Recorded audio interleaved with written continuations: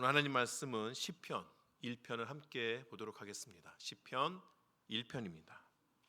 제가 봉독하도록 하겠습니다. 시편 1편입니다. 복 있는 사람은 악인들의 꾀를 따르지 아니하며 죄인들의 길에 서지 아니하며 오만한 자들의 자리에 앉지 아니하고 오직 여호와의 율법을 즐거워하여 그의 율법을 주야로 묵상하는도다.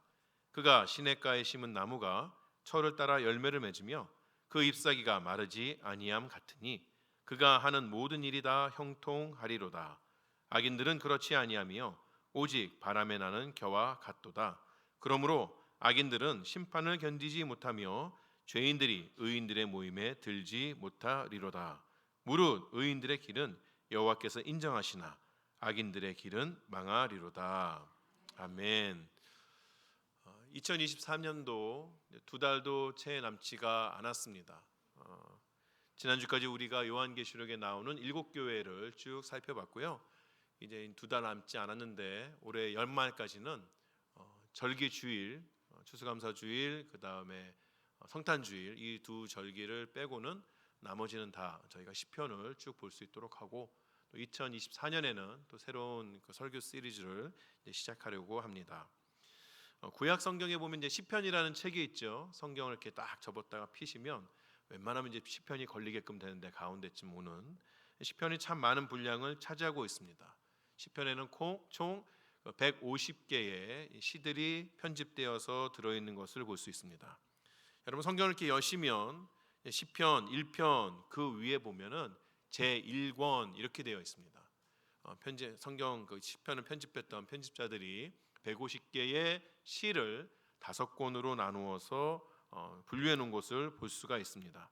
학자들은 이것을 가지고 모세오경, 토라, 우리 성경책의 가장 앞에 나오는 5권의 책, 그것의 그 구조를 따라서 시편도 5권으로 나누었다라고 그렇게 이야기합니다.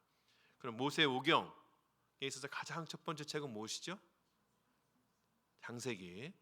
창세기가 이제 가장 첫 번째 책인데, 그래서 시편의 제1권을 보게 되면 하나님의 창조에 대해서 노래하는 그러한 시들이 많이 들어 있습니다. 모든 시가 다 그런 것은 아니지만 상대적으로 많이 들어 있는 것을 볼 수가 있습니다. 그런데 오늘 우리가 보는 시편 1편은 제1권에 속해 있는 그러한 시편임에도 불구하고 1권에 속해 있는 다른 시들과는 조금 다르게 나타나 있는 것을 볼 수 있습니다. 예를 들어서 이 1권에 속해 있는 대부분의 시들이 다 제목을 가지고 있습니다. 여러분이 시편 3편 성경책 이렇게 피셨으면 그 옆을 살짝 보시면 시편 3편 그 위에 제목이 달려 있어요. 뭐라고 있냐면은 다윗의 아들 압살롬에게 쫓길 때에 지은 시 이렇게 되어 있죠. 그렇게 대부분이 다 1권에 있는 시편들이 다 제목을 가지고 있음에도 불구하고 시편 1편과 시편 2편은 그런 제목이 없습니다. 또 이 시편 1권에 들어있는 시의 그 대부분이 다 다윗이 지은 시이지만 그러나 1편과 2편은 누가 지었는지 대해서 우리에게 알려주지 않습니다. 이런 점들을 볼 때에 시편 1편과 시편 2편은 1권에 속해 있는 시라기보다는 시편 전체, 시편 150편을 이끌어 나아가는 가장 첫머리의 서론이다, 시편의 서론이다 라고 이야기할 수가 있습니다. 여러분이 책을 한 권 사셔서 앞에서부터 펴시게 되면은 서론이 나오죠. 이 서론이라는 것은 이 글을 쓴 사람이, 그 책을 쓴 사람이 앞으로 그 책을 통하여서 그 책 가운데서 어떠한 말들을 할 것인지, 왜 자기가 이런 말을 하는지에 대한 대략적인 소개가 나오게끔 됩니다. 시편 1편과 2편이 시편 전체의 서론이라고 이야기하면 우리는 이 두 편의 시편을 통하여서 왜 성경 가운데 시가 들어있는지, 이 150편의 시편이 우리에게 주고자 하는 말, 하나님께서 그것을 통해서 우리에게 말씀하시는 바가 무엇인가에 대한 대략적인 그 이야기가 들어있다고 말할 수가 있는 것이죠. 우리가 오늘 함께 보는 시편 1편은 그러한 역할을 하는 것입니다. 자, 이 정도 하시고 이제 본문으로 들어가겠습니다. 시편 1편은 복 있는 사람은 이라는 말로 시작을 합니다. 구약 성경에서 보게 되면 복이라는 히브리 단어가 두 가지로 설명이 되게 됩니다. 바라크와 아쉐르 이렇게 이야기합니다. 바라크라는 그러한 복은 무조건적으로 우리에게 내려지는 그러한 복입니다. 다시 말해서 삶을 잘 살고 있다거나 도덕적으로 아주 뛰어난 그러한 점을 가지고 있는 그런 사람들에게만 내리는 복이 아니라 옆에서 볼 때에 저 사람은 정말 하나님 앞에 복 받을 만한 자격이 없어. 그런 사람들에게도 주어지는 복이 바로 바라크의 복인 것이죠. 창세기 12장에 보게 되면 하나님께서 아브라함을 부르셔서 그에게 복을 내려 주십니다. 근데 그때에 창세기 12장의 첫 머리에 나오는 아브라함은 그가 도대체 무엇을 했기에 하나님 앞에 복 받을 수 있을까? 아브라함의 자격에 대해서 우리가 의문점을 가질 수도 있는 것이에요. 그러나 그런 아브라함의 어떤 자격, 아브라함의 삶의 모습 이런 것과 상관없이 하나님께서는 그에게 복을 부어 주시겠다고 말씀하십니다. 구약에 나오는 이 대부분의 복이 바로 이 바라크의 복인 것이죠. 미국의 대통령을 지냈던 버락 오바마, 그래서 그 버락이라는 것이 바로 이 바라크에서 나온 이야기입니다. 오바마 집에 복이다 뭐 이런 이야기죠. 그래서 우리가 이제 그 아랍 사람들 보면 이 바락이라는 그런 이야기가 많이 나오는데 히브리어하고 같은 것을 공유하고 있음을 볼 수 있습니다. 이에 비해서 이 아쉐르라는 그런 단어가 있는데 이 아쉐르가 성경에서 쓰여질 때는 대부분은 이 아쉐르 단어의 복수형인 아쉬레이라는 것으로 쓰여졌습니다. 이 아쉬레이는 영어로 번역하면 해피네스입니다. 아까 바라크는 blessing이라고 이야기하고 오늘 시편 1편도 이제 처음에 보게 되면 bless라는 그런 blessed 이렇게 해서 bless라는 단어를 쓰지만 사실 이 시편 1편에 나오는 이 첫 단어 복이라는 단어는 이 blessing이라는 바라크가 아니라 해피네스를 이야기하는 아쉬레이라는 단어로 소개가 되는 것을 볼 수가 있습니다. 이 바라크라는 복에 비해서 아쉬레이라는 복은 조건적으로 우리에게 주어지는 복입니다. 다시 말해서 어떤 사람이 마땅히 해야 할 일을 또는 특정한 행동을 함으로 인해서 그 결과로 주어지는 복이 바로 이 아쉬레이라는 복이라는 것이죠. 전도서에 이런 말씀이 있습니다. 전도서 6장 2절에 이렇게 이야기합니다. 어떤 사람은 그의 영혼이 바라는 모든 소원에 부족함이 없어 재물과 부요와 존귀를 하나님께 받았으나 하나님께서 그가 그것을 누리도록 허락하지 아니하셨으므로 다른 사람이 누리나니 이것도 헛되어 악한 병이로다. 하나님께서 많은 것을 주셔서 자신의 손에 쥐고 있음에도 불구하고 그것을 누리지 못하는 사람이 존재한다는 것이에요. 더 미치는 것은 자신에게 주어진 것을 자신이 못 쓰는 것뿐만 아니라 다른 사람이 그것을 다 사용하고 있다는 것이죠. 전도서 6장 1절은 그것을 가리켜서 잘못되고 억울하며 참으로 견디기 어려운 것이라고 이야기합니다. 여러분을 위하여서 여러분 눈앞에 여러분 앞에 아주 잘 차려진 밥상이 있는데 여러분은 못 먹어요. 지나가던 행인이 다 먹고 있어요. 우리 속담으로 하면은 죽 써서 개줬다. 그렇게 되는 거죠. 미치고 환장을 누리신 것이죠. 나에게 주어진 것인데 나는 누리지 못한다. 다른 사람이 누리고 있다. 또 이렇게 이야기하면 또 여기 또 성인군자가 계셔서 목사님 내가 누리지 못해도 다른 사람이 누리면 그게 얼마나 좋은 일입니까? 그렇게 속넓은 소리를 하실 것이 아니라는 것이죠. 성경은 그것을 가리켜서 불행한 일이다라고 이야기하고 그렇게 되는 것에는 우리 인생 가운데 무언가 큰 문제가 있다는 뜻이기도 합니다. 이 아시레이는 어떤 행동, 분명 그것은 하나님께서 원하시는 그런 일이겠지만 그 행동을 함으로 인하여서 하나님께서 주신 복을 풍성하게 누리는 복을 말합니다. 오늘 시편 마지막 1편의 마지막에 보면 여호와께서 인정하신다라는 그런 말이 나오게 되는데 바로 여호와께서 여호와께서 인정하심으로 인하여서 우리에게 주어지는 복 그것이 바로 아시레의 복이라고 말할 수가 있습니다.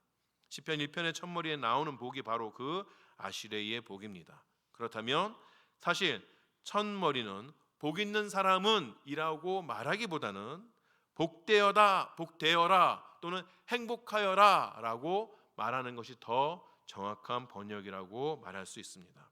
시편 1편이 전체 시편의 서론의 역할을 한다면 우리에게 주어진 150개의 시는 단순히 히브리인의 문학 작품이 아니라 하나님의 백성들이 자신 앞에 주어진 그러한 귀한 삶을 이 땅 가운데서 또 앞으로 우리가 천국에서 실질적으로 누릴 수 있는 방법 또는 복된 삶을 살 수 있는 길이라고 이야기할 수 있는 것이죠.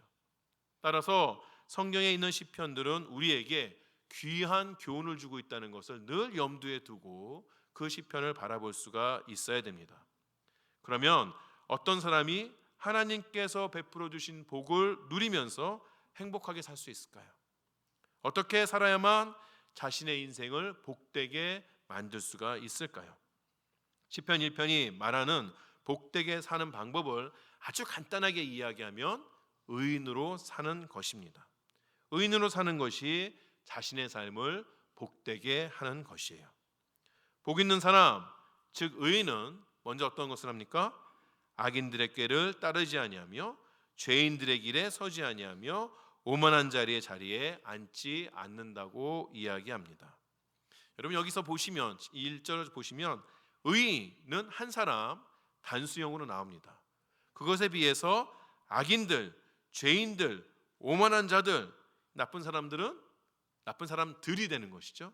단수가 아니라 복수로 표현이 되게 됩니다. 즉 세상에는 의인으로 사는 사람보다는 악인으로 사는 사람이 훨씬 더 많다는 뜻이에요. 다시 말해서 내가 의인으로 살고자 할 때에 그렇게 살아가는 것이 쉽지 않다는 것이고, 의인으로 살고자 하는 사람들이 주위에 수많은 유혹을 겪으면서 살아야만 한다는 그런 뜻이기도 합니다. 그런데 왜 시편 기자는 복 있는 사람을 유혹하는 것이 악함, 죄악, 그리고 오만함 이렇게 이야기하지 아니하고 사람을 넣어서 악인, 죄인, 오만한 자라는 표현을 사용했을까요? 우리가 악함, 죄악, 오만함 이런 것들을 이야기할 때 사실은 우리 눈에 보이지 않는 어떤 추상적인 의미가 되는 것이죠. 그런데 이 악함, 죄악, 오만함이 어떤 사람의 삶에서 나타나게 될 때에 우리는 그것을 보면서 영향을 받게끔 된다는 것이죠. 그러한 삶을 보면서 그 사람들이 사는 방법을 따라서 살 것인가? 이러한 의미를 넣기 위해서 사람을 대입해서 설명하고 있다는 것입니다. 그렇다면 그 반대되는 것, 의로움, 선함 이러한 것들도 우리 눈에 보일 수 있을까요?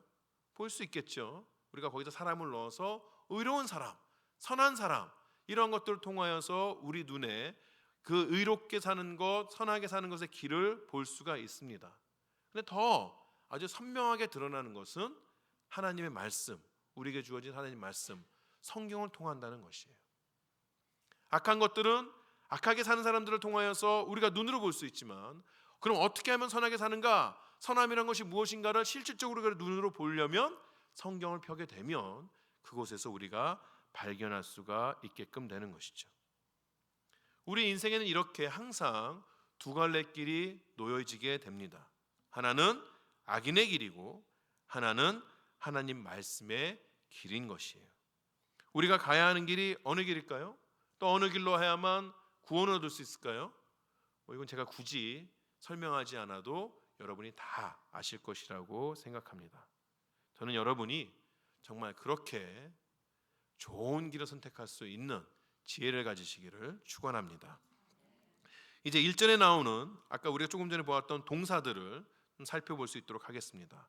1절에 나오는 동사들을 보게 되면 따르다, 서다, 앉다입니다. 시편 기자는 사람들이 죄에 유혹되는 그러한 과정을 이 세 동사를 통하여서 우리에게 알려주고 있습니다. 여러분, 죄가 우리에게 올 때에 어떤 모습으로 오게 되나요? 아주 험악한 모습으로 오게 되나요? 무서운 모습으로 오게 되나요? 죄라는 것이 험악하고 무서운 모습으로 오게 되면 우리가 죄를 움크리지 않겠죠. 죄가 다가올 때에 우리는 멀리 도망가려고 노력하겠지요.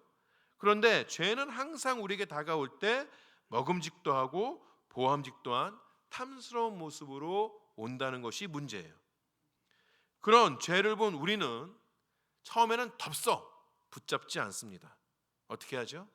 적당한 거리를 두고 따라가기 시작하는 거야. 저게 뭔가 좀 찜찜하긴 한데 그렇다고 내버리긴 조금 아깝다. 두고 보자. 그래서 적당한 거리를 두고 따르게끔 됩니다. 근데 그렇게 따르다 보니 어느 순간 자기가 그 죄악 옆에 서 있는 것을 발견하게끔 되는 것이죠. 내가 어느 순간 죄 옆에 서 있네 라고 하면서 살다 보니 어느 순간 자기가 악인들과 함께 그 자리에 털썩 주저앉아서 죄를 계획하고 논의하는 그런 수준까지 놓이게끔 되는 것이에요. 이게 바로 죄가 우리에게 주는 영향력이라는 것이죠. 죄는요, 많이 볼수록 가까이만 가까이 할수록 빠져들 수밖에 없는 것입니다. 하나님의 사람은 자신의 눈앞에 나타난 것이 아무리 아름답고 듬직하고 당장 나에게 큰 무언가를 줄 수 있을 것 같은 그렇게 보여도 그것이 하나님으로부터 나온 것이 아니라면 바로 끊어낼 수가 있어야 합니다. 미련을 두면 안 된다는 것이에요. 거기에 미련을 두고 한 발짝 한 발짝 따라가다 보면 어떻게 된다? 자신도 모르는 사이에 그 옆에 서 있게 되고 자신도 모르는 사이에 적극적으로 죄를 계획하고 저지르는 그 수준까지 가게끔 된다는 것이죠. 여러분에게 어떤 죄가 나타날 때에 주저하지 마시고 끊어내는 그러한 정결한 삶을 사시기를 바랍니다.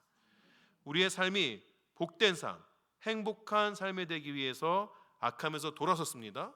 악이 왔을 때 그것이 이쁘고 좋아 보여도 저것이 하나님 것이 아니구나, 그것을 알게 돼서 끊어내고 우리의 마음에서 몰아내었습니다. 그런데 거기서 끝나면 안 됩니다. 사람은 나쁜 일을 하지 않는 것만으로 그의 삶이 행복해지지 않습니다. 하지 말아야 할 것을 하지 않았다면 그 하지 말아야 될 것을 하지 않은 것에 대해서 해야 할 것들을 찾아야 하는 것이에요. 마태복음 12장 마지막 부분에 보면 재미있는 이야기가 나옵니다. 더러운 귀신이 어떤 사람의 마음에서 나갔어요. 그래서 사방을 돌아보면서 귀신이 쉴 만한 곳을 찾았어요. 재밌죠? 귀신이 쉴 만한 곳이 어디야? 여튼간에 이 더러운 귀신이 쉴 만한 곳을 막 찾았는데 결국은 찾지를 못했어요. 그래서 그 이전에 나갔던 그 사람에게로 다시 돌아간 것이죠. 그랬더니 그 사람의 마음이 깨끗하고 수리도해서 아름답게 되어 있는데 비어 있었던 것이에요. 그럼 이 더러운 귀신은 어떻게 할까요? 나는 더러운 자니까 이렇게 깨끗하고 잘 수리되어 있는 이곳엔 도저히 거기 들어갈 수가 없어. 들어가고 싶어도 들어갈 수 없어. 그랬을까요? 오히려 이 귀신이 한 일이 무엇인가 하면은 더 악한 귀신 7을 데리고 그 안에 들어서 살기 시작한 것이에요. 그러니 그 사람의 형편은 이전보다 더 나빠진 것이죠. 이렇듯이 우리 마음에 악한 것을 몰아내는 것까지는 좋은데 몰아내어서 생겨진 그 빈 곳을 가만히 내버려 두면 나중에는 더 큰 어려움에 휩싸일 수가 있다는 것이에요. 그 빈 곳은 반드시 채워야 합니다. 무엇인가를 하지 않는다는 그런 소극적인 그런 자세에서 발전해서 무엇을 하겠다는 적극적인 자세를 가질 수가 있어야 한다는 것이에요. 그래서 시편 기자는 그것을 무엇인가를 채우는 것을 여호와의 율법을 즐거워하며 그의 율법을 주야로 묵상하는 것, 그것이 악한 것이 빠져나가서 빈 우리의 마음을 채워야 하는 것이라고 말하는 것이죠. 누누이 말씀드린 것처럼 율법이라는 것이 나쁜 것이 아닙니다. 율법은 하나님의 사람들이 어떻게 하나님의 뜻대로 하나님께서 기뻐하시는 모습으로 살 수 있는가를 우리에게 보여주는 것이에요. 이 율법을 즐거워할 수가 있어야 하는 것이죠. 특별히 이 시편 1편에서 말하는 율법은 단순히 모세오경에 나오는 율법만을 말하는 것이 아니라 모든 하나님의 말씀을 말하는 것이죠. 여러분, 우리 육신의 건강이 좋은지 나쁜지를 나타내주는 그런 지표들이 있죠. 1년에 한 번씩 피 검사하면 그 수치들이 나오게 되고, 요새는 종합적으로 생체 나이 그런 것을 본다고 그래요. 생체 나이를 통하여서 이 사람이 얼마만큼이나 건강한지를 파악한다고 그러죠. 그렇다면 우리의 영적인 건강이 좋은지 나쁜지는 어떻게 알 수 있을까요? 간단하게 말씀드리면 여러분이 하나님의 말씀을 즐거워하는지 즐거워하지 않는지가 여러분의 영적인 건강을 나타내 주는 겁니다. 아무리 다른 걸 잘해도, 주일 출석도 잘하고 교회 봉사도 잘하고 하라는 거 다 잘해도 내 마음에 하나님 말씀에 대한 갈급함이 없는 것은 여러분의 영적 건강에 무언가 문제가 있다는 것이에요. 나는 정말 신앙생활 열심히 하는 것 같은데 단 하나, 내 성경책에만 먼지가 쌓여 있다. 그래도 뭐 다른 건 잘하니까, 그렇게 생각할 수 없다는 것이에요. 하나님 말씀이 가장 우선이 되어야 합니다. 하나님 말씀을 알아야 제대로 된 신앙생활 할 수 있는 것이에요. 자, 그렇게 영적 건강을 관리하는 가장 좋은 방법을 오늘 시편 1편에서 찾는다면 하나님의 말씀을 주야로 묵상하는 것입니다. 주야라는 것은 밤낮을 말하지요. 그러면 24시간 내내 성경만 읽으라는 그러한 이야기입니까? 그런 이야기는 아닌 것이에요. 여기서 주, 낯을 말하는데 주라는 것은 우리의 인생이 형통할 때를 이야기합니다. 모든 것들이 잘 되고 아무 문제가 없는 그때에 하나님 말씀을 묵상해야 하는 것이에요. 야, 밤, 즉 다시 말해서 우리 인생이 불행한 것처럼 보여질 때에 뭐 되는 일 하나도 없고 바라는 일들이 내 눈앞에 열매로 맺혀지지도 않는 마음의 낙담이 되는 그 순간에도 우리는 하나님의 말씀을 묵상할 수가 있어야 한다는 것이죠. 우리 삶이 참 그렇지 않죠? 우리 삶이 다 잘 나가면 하나님 말씀 안 봐도 그냥 잘 살 수 있을 것 같아요. 우리 인생의 모든 것들이 안 되면 하나님 말씀 보기도 싫어요. 저거 봐서 뭐하나, 그런 생각이 드는 것이죠. 그러나 시편 기자는 우리에게 분명하게 말해줍니다. 우리 인생에 어떠한 굴곡이 있다 할지라도, 우리 인생의 상태가 어떻다 할지라도 우리가 가장 먼저 기본적으로 봐야 하는 것은 하나님의 말씀이라는 것이에요. 그 말씀이 있어야 좋은 날이 계속해서 유지될 수 있는 것이고 불행한 날이 행복해질 수가 있다는 것이고 우리가 부함에도 거할 수 있고 또 우리가 부하지 못한 가운데서도 행복할 수 있는 그러한 방법이 된다는 것이죠. 또 묵상한다는 것이 있는데 이 묵상한다는 것은 여러분 우리가 하나님 말씀을 묵상합니다. 성경 말씀을 묵상합니다. 그럼 어떤 그림들이 그려지시나요? 뒤에 잔잔한 음악이 흐르고 좋은 의자에 앉아서 앞에 딱 성경책을 놓고 한 줄 쫙 읽은 다음에 눈을 감고 깊이 묵상하면, 그러자 잘못하면 잠도 들고 하나님께서 사랑하는 자에게 잠을 주시는구나. 우리가 보통 생각하는 묵상이 그런 것이죠. 근데 지금 시편 1편에서 말하는 이 시편 기자가 말하는 묵상은 그런 묵상이 아닙니다. 꼭 시편 1편뿐만이 아니라 우리 성경에 나오는 묵상이라는 것은 대부분 그런 묵상이 아니에요. 한국의 비둘기는 구구단을 외우죠. 구구구구구구 이렇게 우는데. 그렇죠?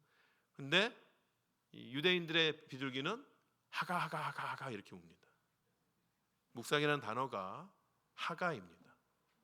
그런 것들 해서 유래된 단어라고 그렇게 이야기를 해요.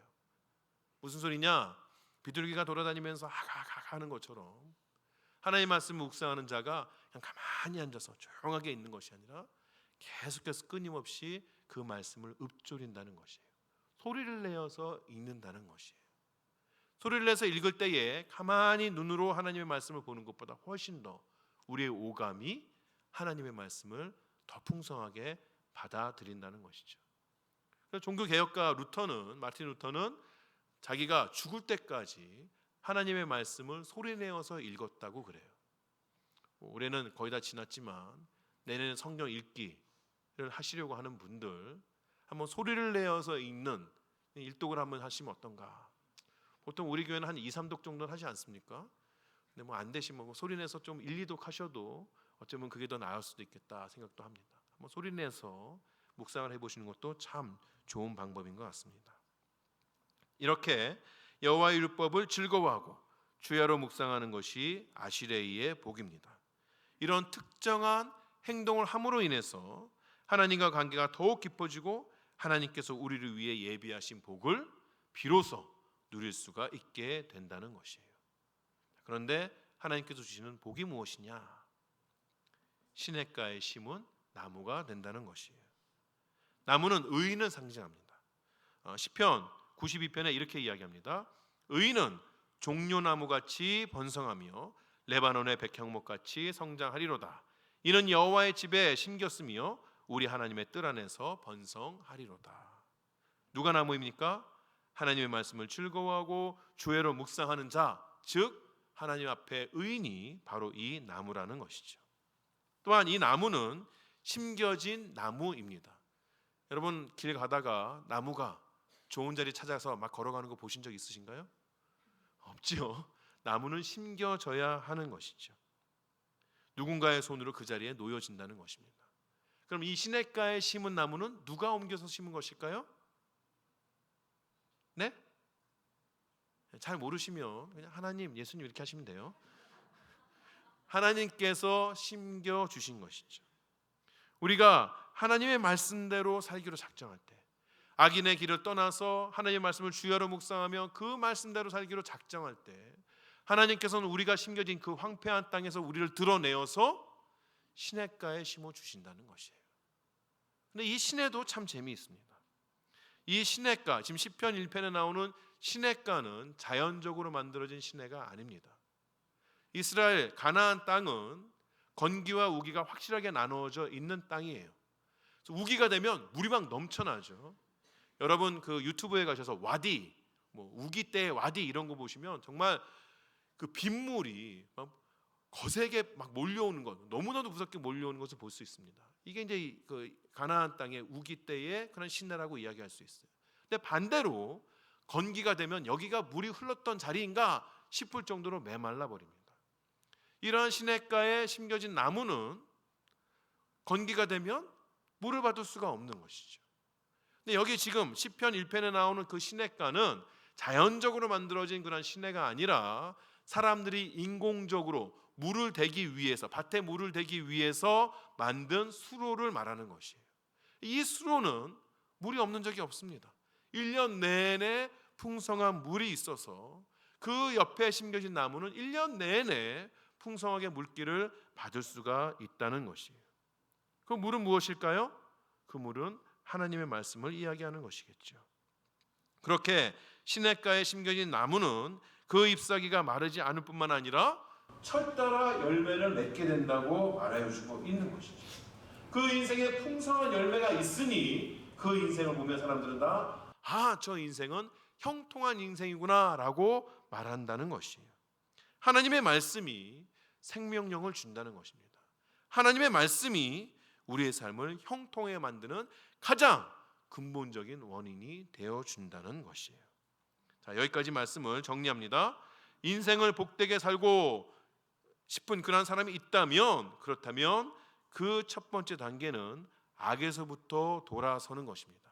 악한 자의 길을 쫓아가지 않는 것이에요. 그리고 하나님의 말씀을 즐거워하고 주야로 묵상하는 것입니다. 그렇게 할 때에 하나님께서는 그 인생을 물이 마르지 않는 시냇가에 심어주셔서 풍성한 삶을 살게끔 하여 주신다는 것이죠. 그런데 꼭 이렇게 살아야 할까요? 그것도 좋은 것 같은데 우리가 세상을 보면 세상 사람들 사는 것도 그렇게 나쁘지 않아 보인다는 것이에요. 세상 사람들을 하나님을 따르지 않고 그럼 그냥 하나님의 말씀대로 살지 않는 그런 악인들은 도대체 어떠한 삶이라고 이야기할 수 있을까? 성경 오늘 시편 1편은 하나님의 말씀을 즐거워하지 않는, 그 말씀을 따라 살지 않는 이들의 모습을 한마디로 바람에 나는 겨와 같다라고 이야기합니다. 바람에 나는 겨가 무엇인가요? 악인의 삶이란 어딘가에 머무를 수가 없다는 것이에요. 바람 부는 대로 휩쓸려서 이리저리 방황할 수밖에 없다는 것이죠. 그 인생이 정처 없이 돌아다닐 수밖에 없다. 그렇게 이야기하는 것이에요. 그럼 혹시 이것을 아시는지 모르겠어요? 가을엔 떠나지 말아요. 낙엽지면 서러움이 더해요. 차라리 겨울에 떠나요. 눈길을 걸으며 옛일을 잊으리다. 거리엔 어둠이 내리고 안개 속엔 가로등 하나. 비라도 우울이 내려 버리면 내 마음 갈 곳을 잃어. 무엇인가요? 최백호 씨가 부른 내 마음 갈 곳을 잃어. 들으면 그렇게 쓸쓸할 수가 없어요. 그렇죠? 외롭고 서러울 수가 없어요. 가슴에 찬바람이 쌩쌩 부는 것 같습니다. 악인의 삶이 그렇다는 것이에요. 아무리 노력하고 애를 써도 자신에게 남는 것이 없습니다. 힘들게 걸어갔는데 남는 것은 허무함 뿐이에요. 거기에서 끝나지 않습니다. 추수 때 키질에서 떨어져 나간 겨는 어떻게 되나요? 불에 태워지게끔 되는 것이에요. 하나님의 심판 때에 불의 심판을 받게끔 된다는 것이에요. 시편 기자는 악인들이 그 심판을 견디지 못할 것이라고 이야기합니다. 그 인생의 끝이 어떻게 끝난다고요? 망하는 것으로 끝나는 것이에요. 망해도 완전히 폭망하는 것이죠. 평생을 수고하고 애쓰고 노력한 결과가 망하는 것이라면 정말 그것만큼 억울한 삶이 어디 있겠습니까? 사랑하는 세미한 성도 여러분, 인간의 인생은 사실 수동태입니다. 어느 누구인가의 영향을 받아서 어느 누구인가의 뜻대로 살아가게끔 된다는 것이에요. 아무리 인간이 능력과 지혜를 뽐낸다고 하여도 우리 스스로의 힘이 우리 스스로의 인생을 그렇게 좌우하지 못합니다. 그 사실을 안 지혜자가 잠언에서 이렇게 이야기했습니다. 잠언 16장에 보면 마음의 경영은 사람에게 있어도 말의 응답은 여호와께로부터 나오느니라. 사람의 계획은 하지만 그러나 그 결과 열매는 누구로부터 나온다? 하나님으로부터 나온다는 것이에요. 복된 삶은요, 하나님의 손에 의해서 이루어지는 삶이 복된 삶입니다. 사람들은 이 수동태, 누군가에 의해서 내 인생이 좌지우지 된다는 것을 너무나도 싫어해서, 심지어는 하나님께서 그렇게 해주신다는 것도 싫어해서 하나님 말씀을 듣지도 아니하고 하나님 말씀 듣는 그 자리에서 떠납니다. 그러면서 자기의 힘으로 삶을 개척해 나가는 것처럼 느끼는 것이죠. 내가 내 인생을 다 책임질 수 있어, 이렇게 이야기하는 것이에요. 그러면 하지만 사실은 그 사람은 악에 의해서 자신의 삶을 살아나가는 것이에요. 하나님에 의한 수동태의 삶이 아니라 악한 영에 의한 수동태의 삶을 살게 되는 것이에요. 또 다른 수동태의 삶을 사는 것이지 자기 자신이 자기의 인생을 개척해 나가는 것은 아니라는 것이죠. 그리고 그렇게 살게 되면 그 마지막은 어떻게 된다? 망하게 된다는 것이에요. 여러분의 삶을 하나님 앞에 맡기시기 바랍니다. 어떻게 맡기십니까? 하나님의 말씀을 즐거워하고 묵상하는 것이 바로 여러분의 삶을 하나님 앞에 맡기는 것입니다. 그 말씀을 따라 사는 것이, 또 그렇게 살 때에 우리를 위해서 일하시는 좋으신 그 하나님께서 우리의 삶을 시냇가로 옮기시고 풍성한 열매를 맺게 하실 줄로 믿습니다. 여러분의 삶은 참으로 행복한 삶이 되는 것이에요. 그 귀한 복을 누리시는 여러분 되시기 바랍니다. 우리 옆 사람에게 그렇게 인사하실까요? 행복하게 사시기 바랍니다. 여러분의 삶이 복되길 바랍니다. 마지막으로 한 번 더 하나님 말씀 따라 살길 바랍니다. 기도하시겠습니다.